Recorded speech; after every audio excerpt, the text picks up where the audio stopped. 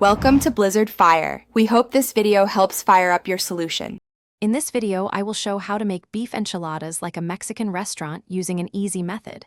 First, gather your ingredients: 1 pound of ground beef, a package of corn tortillas, and a can of red enchilada sauce. Next, brown the ground beef in a skillet, draining any excess fat. Season it well with taco seasoning for authentic flavor. Finally, warm your corn tortillas briefly so they are easy to roll without breaking. Now it's time to assemble. Start by spreading a thin layer of your red enchilada sauce on the bottom of a 9 by 13-inch baking dish. This prevents sticking and adds flavor.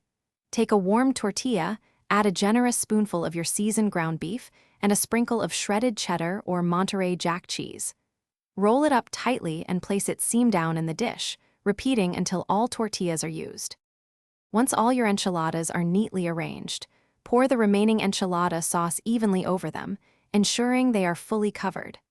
Then, sprinkle a generous amount of shredded cheese, about 2 cups, over the entire dish. Bake in a preheated oven at 375 degrees Fahrenheit for 20 to 25 minutes, or until the cheese is melted and bubbly and the sauce is hot.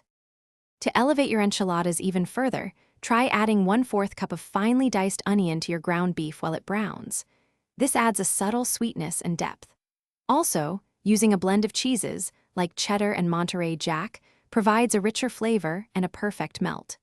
Don't forget to check the description below for a link to the Owala water bottle and other great deals. Serve your delicious enchiladas with a dollop of sour cream and fresh cilantro. Thanks for watching. If you found this helpful, don't forget to like and subscribe.